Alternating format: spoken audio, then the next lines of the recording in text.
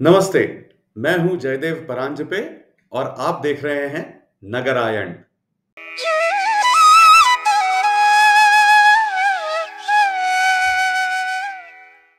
तस्मै श्री गुरवे नमः।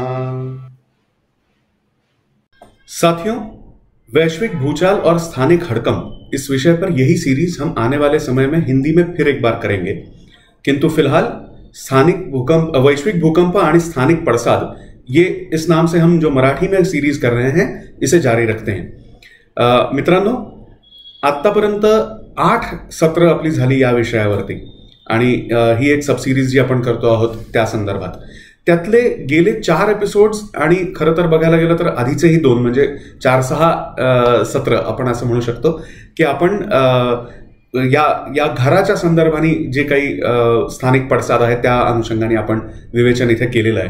तर त्या सगळ्याचा एक सार आणि त्यातनं निघून आलेला एक गाळीव पद्धतीचं एक मानक अशी की ज्याच्यावरती आधारित पुढच्या येणाऱ्या काळामध्ये फॅमिली होम्स ज्याला आपण म्हटलं तशी नवीन कॉम्पोजिशन्स, नवीन कॉन्फिगरेशन्स रेसिडेन्शियल रिअल इस्टेटमध्ये तयार होऊ घातलेली आहेत, ती आज आपण पाहणार आहोत। एक प्रकारचं एक सार घेण्याचा प्रयत्न आहे हा आणि त्यामुळे आजचं हे सत्र थोडं मोठं होऊ शकतं आणि पुढचं जे सत्र आहे ते या सबसिरीजचं शेवटचं सत्र असेल ज्यामध्ये हे सगळं घडून येणे याची शक्यता आणि साधारणपणे टाइमलाईन ही कशा स्वरूपाची असेल हे आपण बोलणार आहोत।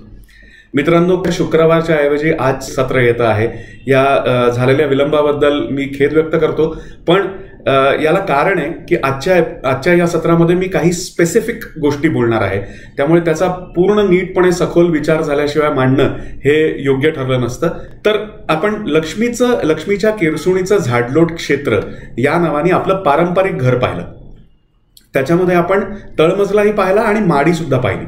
जर आपण मित्रांनो नीट लक्षात घेतलं तर माडी म्हणजे तळमजला हा ऑपरेटिंग एरिया असा आपण मानला, त्याचं एक ऑपरेटिंग स्ट्रक्चर वगैरे ऑपरेटिंग मॉडेल हे सुद्धा आपण पाहिलं आणि माडी हा जो भाग आहे हा प्रामुख्याने तुम्ही बघायला गेलात तर अडगळीच्या खोलीमधली अडगळ असो किंवा बाजूच्या खोलीमध्ये माणसाने जाऊन बसणं असो, इंधन कोठीमधलं इंधन किंवा तत्सम अतिरिक्त जास्त भारा मोठा असलेल्या वस्तू किंवा साहित्य असो, चारा कोठी असो किंवा मचाण सुद्धा असो, तर या मुख्य ऑपरेटिंग एरियाच्या बाहेर अशा असलेल्या गोष्टी आहेत आणि मचाण सोडता बाकीच्या सगळ्या तर कोठी किंवा साठा किंवा या अशा पद्धतीच्या जास्त करून आहेत आणि बाजूची खोली सुद्धा। सो माडी हा विषय आपण फार धरूया नको आत्ताच्या घडीला, त्याच्यापैकी जे स्टोरेज आहे ते त्या ऑपरेटिंग एरियाच्या संदर्भानीचा स्टोरेज हा असा आपण तसा विचार करूया आणि तळमजला जो मुख्य ऑपरेटिंग एरिया आहे तो आणि एक 3 BHK आतापर्यंत आपण 2 पाहत होतो BHK होम्स म्हणताना, कारण 2 BHK हे सध्याच्या घडीला रेसिडेन्शियल होम्स मधलं एक मीन साईज युनिट झालेलं आहे। लोकांच्या बदलत आलेल्या आणि तयार झालेल्या प्रायव्हसी किंवा अशा स्वरूपाच्या गरजा लक्षात घेता 2 BHK हे एक साधारण एक मिनिमम मानक असं धरलं गेलंय। पण आपण जेव्हा कुटुंब म्हणतो किंवा असं म्हणतो तेव्हा 6 जण म्हणतो, 6 जण म्हणजे 3 बेडरूम्स म्हणून 3 BHK हा अधिक उचित होतो आजच्या आपल्या सत्रातल्या तुलनेच्या संदर्भाने। तर आपण तसं घेऊन पुढे जाणार आहोत आणि माडी बघण्यापेक्षा सुद्धा प्रामुख्याने आपण तळमजला पाहणार आहोत। तर आता आपण ही तुलना करूया की लक्ष्मीच्या झाडलोट क्षेत्राच्या म्हणजे आपल्या पारंपरिक घराच्या तळमजला म्हणजे जो ऑपरेटिंग एरिया आहे त्याच्यातले कुठले एलिमेंट्स हे 3 BHKच्या अनुषंगाने कसे आहेत, म्हणजे आहेत की नाही आहेत, किती प्रमाणात आलेत वगैरे। आपण सुरुवात करूया शेतापासून, कारण का तर शेत हे आपल्या अन्नाचा स्रोत आहे त्यासाठी। तर शेत हे मुळात शहरातून बाहेर काढून टाकलं झोनिंगच्या आपल्या सगळ्या भूमिकेमध्ये। झोनिंग या भूमिकेमध्ये खरं तर तुम्ही बघायला गेलात तर शेत, कार्यशाळा आणि कार्यालय या गोष्टी ज्या आहेत प्रामुख्याने या झोनिंगमध्ये वेगळ्या पद्धतीने ट्रीट करण्यात आल्या। घराचा भाग न होता त्या शहराचा, पंचक्रोशीचा, जिल्ह्याचा, तालुक्याचा अशा पद्धतीचा भाग व्हायला लागल्या। सो शहरातून शेत बाहेर काढून टाकलं, शहरातून इंडस्ट्री बाहेर काढून टाकली आणि कार्यालय याच्यासाठी कमर्शियल झोन वेगळा करण्यात आला। काही वेळेला इंडस्ट्रियल झोन शहराच्या बाजूला, आउटस्कर्ट्सला अशा पद्धतीचा राहू लागला, पण तो शहराच्या मुख्य भागातून बाहेर काढण्यात आला। त्यामुळे शेत, कार्यशाळा आणि कार्यालय या गोष्टी सगळ्या बाजूला पडल्या। आता अध्ययन कक्ष याचं एज्युकेशनचं इंडस्ट्रियलायझेशन या लोकांनी केलं आणि एज्युकेशनपेक्षा टीचिंगवरती लक्ष दिलं. म्हणजे आतून टॅलेंट बाहेर काढण्याऐवजी यांनी वरनं काहीतरी संदेश घुसडण्याचा प्रयत्न केला. त्यामुळे अध्ययन कक्ष हा तिकडे बोंबलला. कलाकूप याचा नाश कसा झाला तर कला ही नोकरी मिळवण्यासाठी उपयुक्त नाही आणि नोकरी हेच अर्थार्जनाचं आणि उपजीविकेचं मुख्य साधन करून ठेवण्यात आलं. त्यामुळे कला ही मागे पडली. कला क्षेत्र किंवा व्यक्त होणे हा सगळा भाग बाजूला पडला. त्याच्यानंतर मग आता प्रश्न येतो अंगण आणि स्वयंपाकघर. अंगणाची काही गरजच नाही ना. अंगणाची काही गरजच नाही. अंगणात तुम्ही बसणारच नाही, कोणी येणारच नाही, तुमच्याकडे फार मोठे समारंभ होणारच नाही, कारण तुम्हाला एकलकोंड करणं हाच तर भाग होता प्रामुख्याने.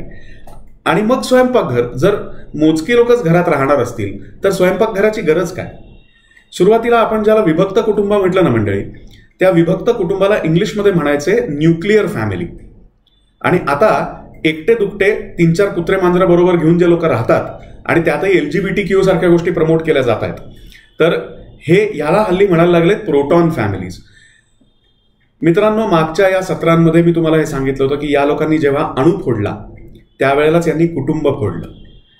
यांची जी एक मुळात धारणा होती इकॉनॉमिक्सच्या संदर्भाने की basic unit of economics is individual, तिथं त्यांनी basic unit of economics being family unit ह्याला छेद दिला. अणू फोडला, कुटुंब फोडलं, त्याचं न्यूक्लिअर म्हणजे अणूचं जे केंद्रक असतं, केंद्रस्थान, केंद्रक म्हणतात त्याला, ते केंद्रक त्या स्वरूपाची फॅमिली, आजूबाजूला फिरणारे इलेक्ट्रॉन्स म्हणजे परिजन हे नाहीत, केंद्रकीय म्हणजे न्यूक्लिअर फॅमिली. आणि आता तेही फोडून आतला एक प्रोटॉनिक फॅमिली. सो अशा पद्धतीचं हे स्ट्रक्चर झालेलं आहे. असं का झालं तर ह्याचा एक परामर्श घ्यायचा झाला तर त्यामध्ये आपल्या हे लक्षात येतं की यांची जी मनोभूमिका होती हे सगळं करण्यामागची ती अशी की रिसोर्सेस हे आपल्याला एकाच आयुष्यात वापरायचे आहेत आणि रिसोर्सेस वापरून आपल्याला इंडस्ट्रियलायझेशन करून, मास प्रोडक्शन करून, त्याच्यामध्ये स्टँडर्डायझेशन आणून, सगळ्यांना सब घोडे 12% म्हणतात तसं एकाच गणतीमध्ये आणून आपल्याला स्लेव्स तयार करायचे आहेत. सो इंडस्ट्रीसाठी स्लेव्स लागतात आणि इंडस्ट्रीसाठी रिसोर्सेस लागतात. सो एकीकडे रिसोर्सेस कंट्रोल करायचे आणि दुसरीकडे स्लेव्स कडनं लुटालूट करायची. सो ही भूमिका होती. त्यामुळे यांनी तोडत इंडिव्हिज्युअल पर्यंत आणलंय. आणि आता एक्झॅक्टली याच्या विरुद्ध गोष्टी घडणार आहेत.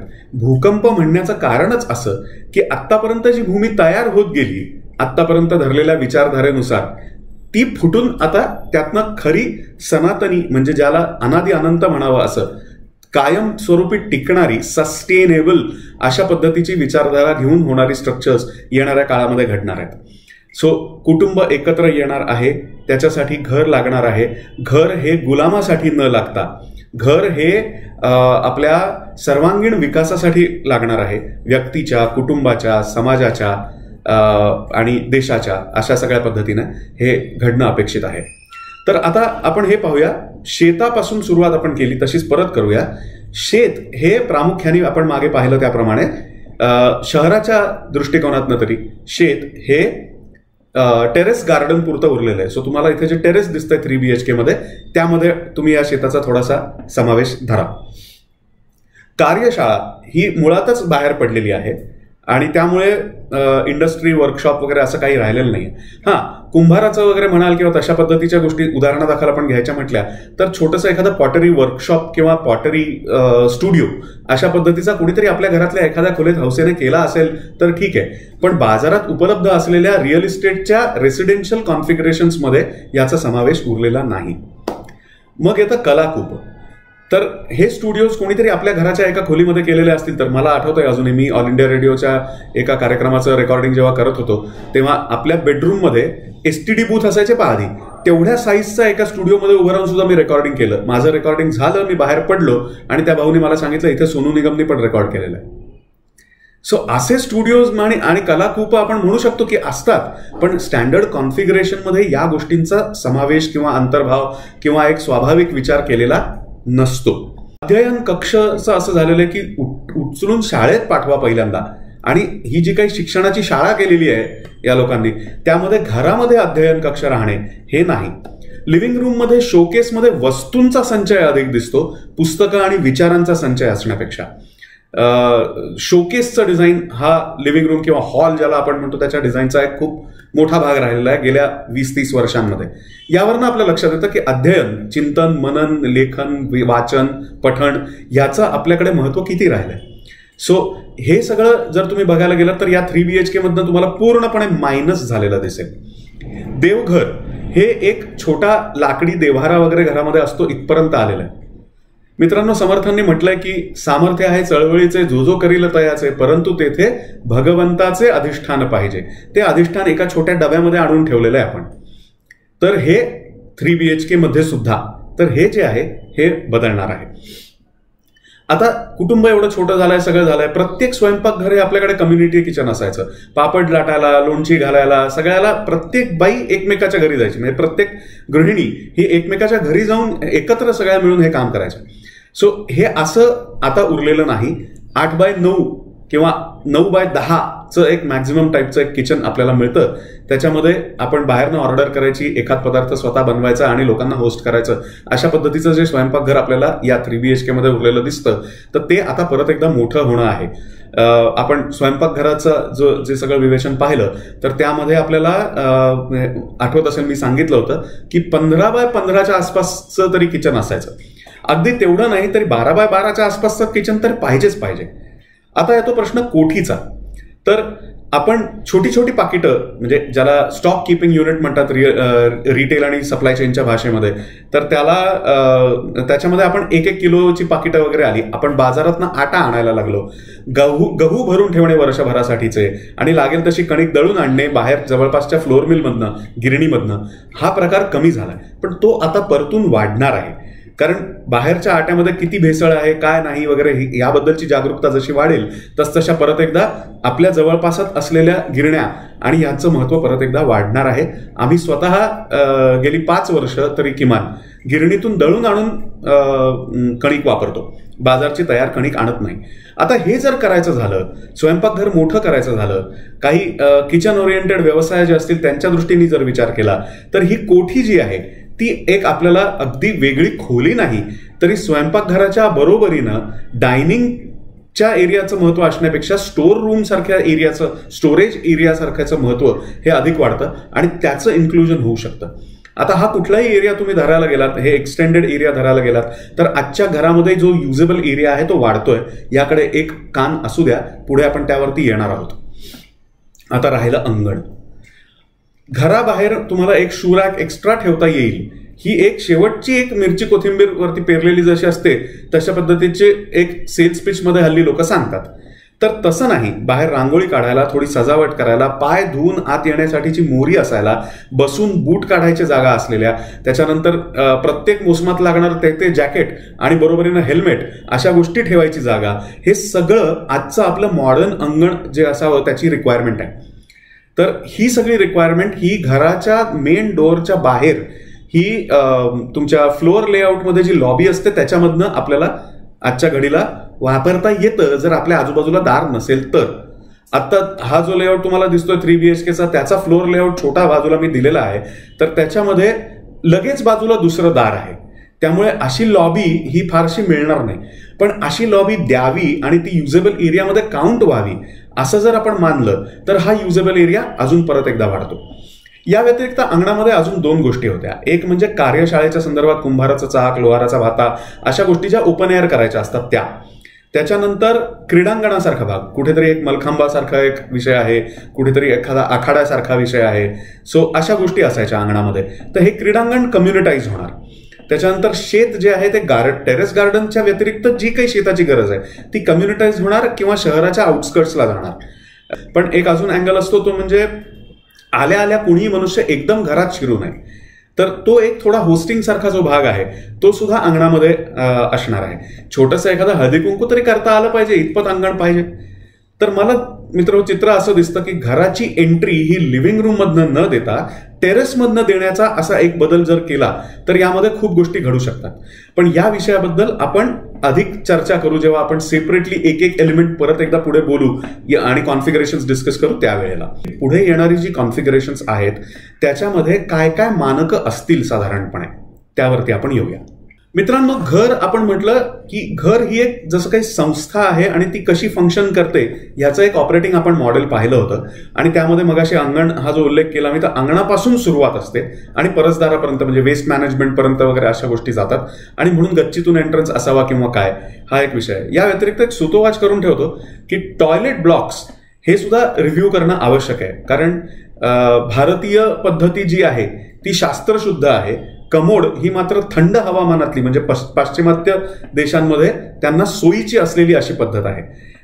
दुसरं असं की आत्तापर्यंत म्हणजे गेल्या एक 10-15 वर्षांपूर्वीपर्यंत आपल्याकडे टॉयलेट, बेसिन आणि बाथरूम या 3 गोष्टी स्वतंत्र असायच्या.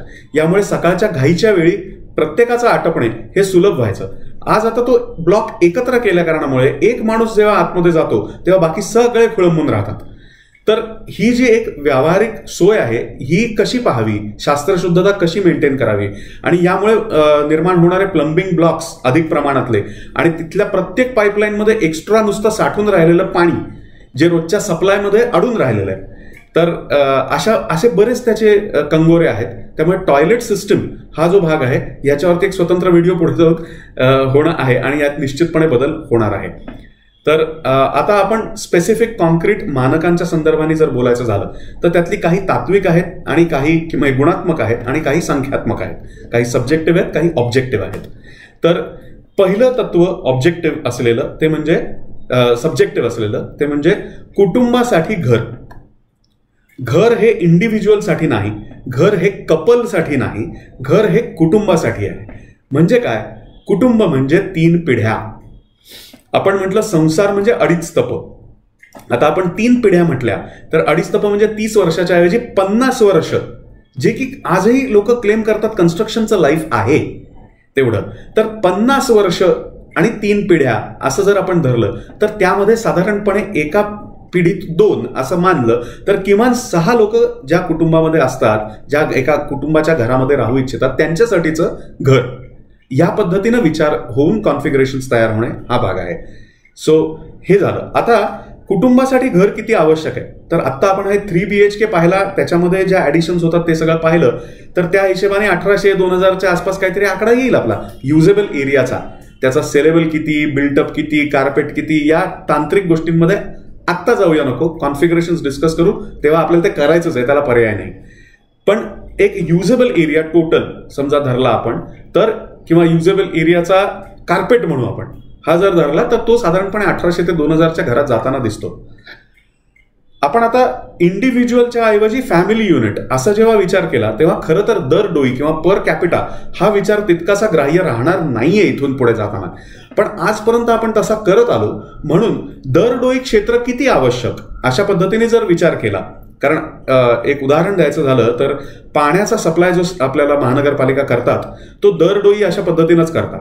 म्हणजे आपल्या आत्ता राहत्या बिल्डिंगमध्ये जो पाण्याचा सप्लाय होतो तो साधारणपणे 150 litre per capita per day अशा पद्धतीनं एक मानक धरलेलं आहे. त्याच्या मागे पुढेच्या तुलनेमध्ये पाणी पुरवठा हा होत असतो. सो दर डोई हे आजचं एक प्रचलित एकक आहे, युनिट आहे. तर त्या हिशोबाने जरी आपण हे टॅली करायचं म्हटलं आणि दर डोई समजा 300 चौरस फूट जागा लागते माणसाला, एक टेरिटरी म्हणून किंवा वापरायची जागा म्हणून, तुम्ही टॉयलेट म्हणा किंवा एखादं काम करायची जागा म्हणून डेस्क म्हणा, त्याच्यानंतर एक बेड, थोडीशी मोकळी जागा आणि एक छोटीशी पॅन्ट्री असं मिळून असलेलं जे स्टुडिओ अपार्टमेंट असतं, जे एका माणसाच्या दृष्टिकोनातून बनलेलं आहे असं मानलं तर ते साधारणपणे 250-300 स्क्वेअर फुटाच्या घरात असतं. तर हे टॅली होतं की दरडोई साधारणपणे एक 300 स्क्वेअर फुटाचा एरिया आपण धरला तर आणि 6 लोकांचं कुटुंब धरलं तर 1800 स्क्वेअर फुटाची जागा ही युजेबल एरिया म्हणून लागते. कुटुंबाची गरज स्टुडिओ अपार्टमेंट सारखी नसते, ती आता आपण डिस्कस केलं तशा घरासारखी असते. त्या घरामध्ये मिळून 1800 चौरस फूट हे एक बेसिक मानक आपण धरूया. आता यापैकी काही म्हटलं तसं प्रवेशामध्ये वाढतील, टेरेस वाढवून त्याच्यातनं एंट्रन्स देऊन अशा गोष्टी होतील. त्याच्यानंतर स्टोर रूमची जागा वाढेल. देवघर म्हणून जी एक जशी स्टोर रूम ही रूम असणार नाही, एका कंटिन्युअस वॉल स्पेसच्या पुढे काही एक एरिया ऑपरेटिंग याच्यासाठी दिला असेल, तशाच पद्धतीनं देवघरही असेल. सो ह्या गोष्टी थोड्या वाढतील. किचन बाय इटसेल्फ थोडं मोठं होईल. लिव्हिंग रूम सुद्धा लांबुळकी न होता थोडी स्क्वेअरिश देण्यात येईल. सो या सगळ्या भागामध्ये गोष्टी वाढतील. त्यातून पार्किंगचा एरिया आज आपण युजेबल एरियामध्ये आतमध्ये धरत नाही. तर तो धरला जाईल प्रसंगी, किंवा तो आपल्या अनुषंगाने तरी आपण धरणं आवश्यक आहे जेव्हा आपण चर्चा करू तेव्हा, म्हणून तोही मी आता याच्यामध्ये समाविष्ट असल्याचं धरतोय. सो 1800 स्क्वेअर फुटाचं घर. आता ह्याच्या व्यतिरिक्त आज जी कमर्शियल स्पेसमध्ये गणली जाते अशी काही जागा, म्हणजे विशेषतः छोट्या दुकानांची जागा ही जी आहे ही घराबरोबर दिली जाईल पार्किंगच्या सारखीच. म्हणजे पार्किंग हे घराला संलग्न नसताना बेसमेंटमध्ये किंवा ग्राउंड फ्लोअरवरती किंवा प्रिमायसेसमध्ये जे दिलं जातं हल्ली, तशाच पद्धतीनं प्रिमायसेसमध्ये जे कमर्शियल भाग निघतो, पहिले काही फ्लोअर्स पोडियमच्या खालचे म्हणा किंवा अशा काही पद्धतीनं, किंवा एक सेपरेट बिल्डिंग रोड फ्रंटेज असलेली अशा पद्धतीनं जे निघतं, तशा पद्धतीच्या ठिकाणी ही स्पेस एक्स्ट्रा दिली जाईल घरांच्या बरोबरीनं. तर त्याच्यामध्ये साधारणपणे परत एकदा दरडोई विचार केला तर 100 स्क्वेअर फूट म्हणजे 600. सो साधारणपणे एक ॲव्हरेज 600 स्क्वेअर फुटाची कमर्शियल स्पेस. एक उदाहरण घेऊया आपण. एखादा छोटा कॅफे, छोटंसं रेस्टॉरंट अशा पद्धतीचं जर तुम्ही धरलं, चहाचं दुकान किंवा अशा गोष्टी, तर त्याच्यामध्ये एक साधारण 150 ते 200 स्क्वेअर फूट ऑपरेशन्सला जागा लागते. 200 square foot internal covered seating आणि 200 स्क्वेअर फूट बाहेरचं सीटिंग आउटडोर, छत्र्या आणि टेबल्स अशा पद्धतीनं. सो एक 600 स्क्वेअर फुटाची जागा अशा रेस्टॉरंटला, कॅफेला अशाला लागते. तर ही एक आपण मीन मानली समजा, तर त्याच्या आगे मागे कमी जास्त जागा लागून गोष्टी होऊ शकतात. जसं स्टुडिओ समजा आपण मानला तर तो थोडीशी कोझी आणि बंद जागा मागतो आणि कमी जागेमध्ये पण काम भागतं, प्रसंगी 100 स्क्वेअर फुटात सुद्धा भागतं. किराणा दुकान 200 स्क्वेअर फुटामध्ये होऊन जातं. जसं ऑपरेटिंग एरिया म्हटलं तेवढाच भाग त्यांना खऱ्या अर्थाने लागतो, थोडंफार स्टोरेज त्यामध्ये एक्स्ट्रा लागत असेल, पण एक 200 स्क्वेअर फुटामध्ये होऊन जायला हरकत नाही. त्याच्यानंतर कार्यशाळा मात्र एकदम भस्कन जागा मागते. त्यांना 1000 स्क्वेअर फूट, प्रसंगी 1,500-2,500 स्क्वेअर फूट पण जागा लागू शकते. सो कमी अधिक म्हणजे जसे आज 2 BHK, 3 BHK, लक्झुरियस 2 BHK वगैरे अशी जी असतात ना, तर तशी एक्सटेंडेड अशा पद्धतीचे ते एरियाज होऊ शकतात. आता काही कॉन्फिगरेशन ही किचन, स्टुडिओ, रेस्टॉरंट अशा पद्धतीचे असतील, काही त्याच्यामध्ये वर्कशॉपच्या ओरिएंटेड असतील, तिकडे जास्त जागा असेल, अशा पद्धतीने या गोष्टी होतील. पण एक 600 मीन त्याच्या आजूबाजूला कमी जास्त प्रमाणात अशा पद्धतीचे ह्या कमर्शियल गोष्टी घराच्या बरोबरीने देण्यात येतील. तिकीट साईज त्याच्याप्रमाणे व्हेरिएबल ठेवता येईल एकाच प्रोजेक्टच्या आतमध्ये, अशा सगळ्या गोष्टी होऊ शकतील. या व्यतिरिक्त वरची जी ऑफिस स्पेसेस असतात, हल्ली तुम्ही बघत असाल ऑफिस स्पेसेस विकल्या जायला खूप त्रास होतो कमर्शियल बिल्डिंग्समध्ये. याचं कारण असं की त्या खूप एक गठ्ठा एखाद्या कंपनीने जर विकत वगैरे घेतल्या तर गोष्ट वेगळी, अन्यथा छोटी ऑफिसेस आज विकत घेण्याच्या याच्यात परवडत नाहीत. त्याचा ROI येत नाही, कारण तेवढं भाडं देणं कोणाला परवडत नाही. स्वतःची व्यवसायाची जागा असल्याशिवाय एंटरप्रेन्योरशिप प्रमोट होणार नाही, आणि ती मात्र करायची आहे. सो त्या हिशोबाने विचार केला तर बिल्डिंगमध्ये आज जे वर्क पॉड्स किंवा अशा हे अम्युनिटीज म्हणून दिलेले असतात ना, त्याच्याऐवजी शेअर्ड ओनरशिपमध्ये किंवा रेंटल ज्याचं रेव्हेन्यू सोसायटीला होईल अशा काही पद्धतीनं शेअर्ड ऑफिस, शेअर्ड ऑडिटोरियम आणि शेअर्ड क्लासरूम अशा पद्धतीच्या गोष्टी त्या ठिकाणी अवेलेबल असतील. या सगळ्यामध्ये तुम्ही म्हणाल की तिकीट साईज खूपच वाढत चालला हो, किंवा म्हणजे आज आहे तो आणि पुढचा ह्याच्यामध्ये खूप फरक पडणार आहे. मित्रांनो, मांडणीची पद्धत सेल्स पिच मध्ये बदलणार आहे. एक, त्यामुळे हे जस्टिफाय करणं हे तितकं अवघड जाणार नाही, मेथड बदलावी लागणार आहे. दुसरं असं की तिकीट साईज कशाने जस्टिफाय होतो? तिकीट साईज हा त्या भागात राहिल्याने तुमच्या इकॉनॉमिक पोटेन्शियलनी जस्टिफाय होत असतो.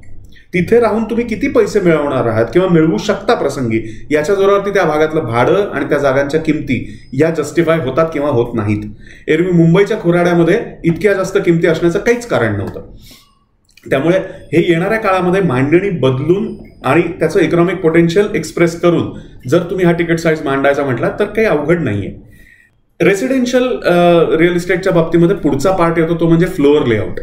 तर एकतर फ्लोअर लेआउट मधल्या लॉबी मधली स्पेस आपण युजेबल म्हणून घेतली, चला ठीक आहे. आजच्या घडीला असं झालंय, पूर्वी तुम्ही बघितलं असेल 10-15 वर्षापूर्वीपर्यंतचं, तर प्लंबिंग लाईन्स आणि सगळ्या गोष्टी बाहेर दिसायच्या बिल्डिंगच्या, हल्ली त्या दिसत नाहीत. आतमध्ये लॉबीच्या तिथे डक्ट्स असतात, त्याच्या आतमध्ये त्या घेतल्या जातात. आणि या सगळ्या भागाला म्हणजे लिफ्ट, फायरचं सगळं तुमचे स्टेअरकेस आणि फायरची लिफ्ट किंवा असं सर्व्हिस लिफ्ट, लॉबीज आणि हे डक्ट्स, ह्या सगळ्याला मिळून हल्ली कोर म्हणतात. सो किती फ्लॅट्स अराउंड द कोर अशा पद्धतीची भाषा यामध्ये असते एक फ्लोअर लेआउट करताना. पण आज तुम्ही जर नीटपणे पाहिलं तर हे सगळे फ्लोअर लेआउट्स हे एकमेकाची या बाजूला मग या बाजूला अशा मिरर इमेजेस करून केलेली असते.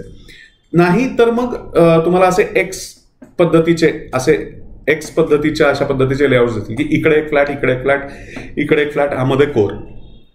सो कोर सेंटरला घेणे ही टेंडन्सी आजच्या फ्लोअर लेआउट्समध्ये जास्त आहे.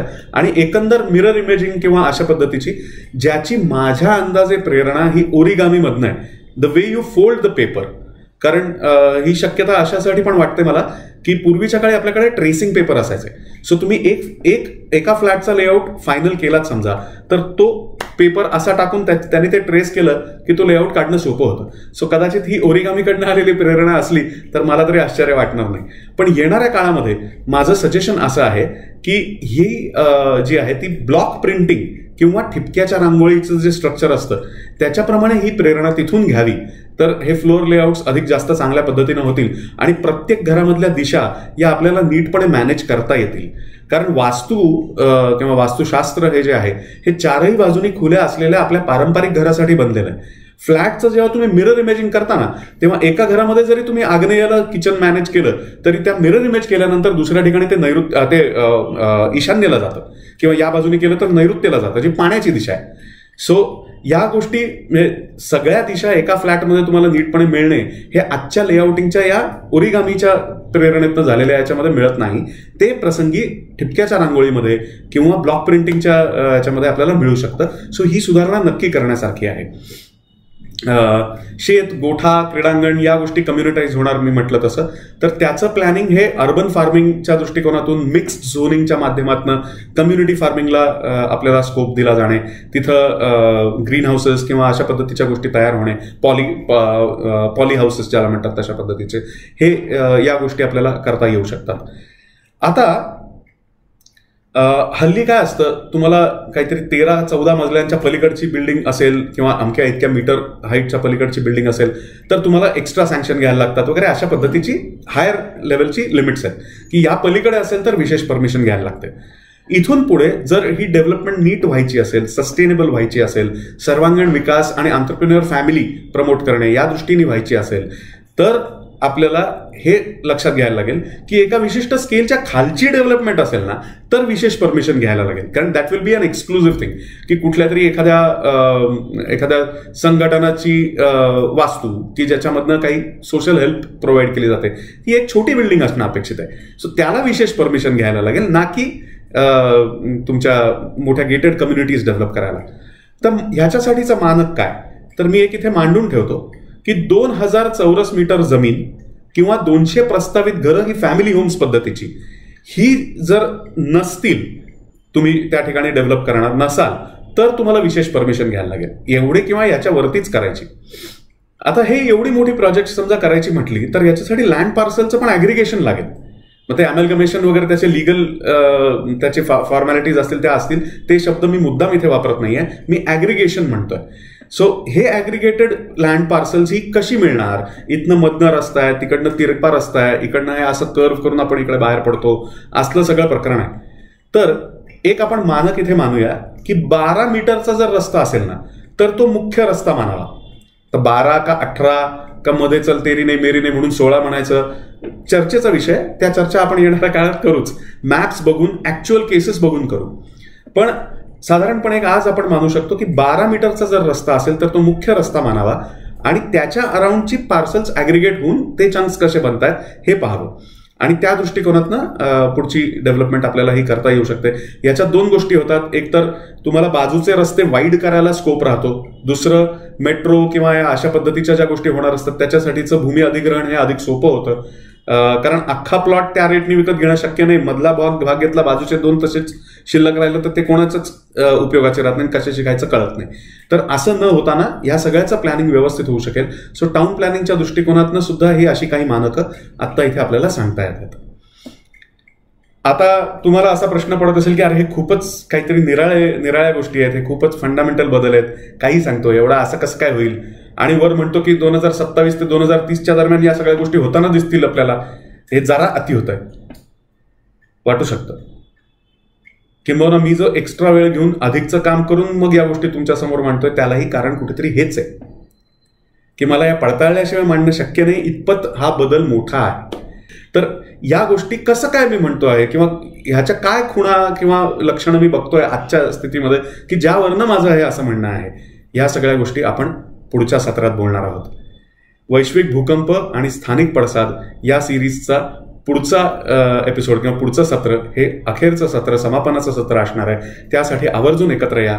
आणि त्याआधी या संदर्भातल्या किंवा या सिरीजच्या आतापर्यंतच्या सगळ्या सत्रांसंदर्भातले तुमचे काही प्रश्न, तुमच्या काही टिप्पण्या असतील तर त्या कमेंट सेक्शनमध्ये आवर्जून लिहा.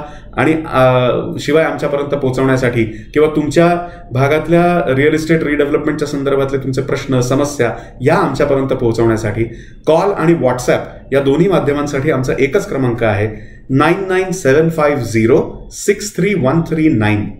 परत सांगतो 9975063139. हा नंबर डिस्क्रिप्शनमध्ये पण दिलेला आहे. आवर्जून संपर्क साधा, संवाद साधा. कारण म्हटलंच आहे, वादे वादे जायते तत्वबोधाः. बहुत बहुत धन्यवाद.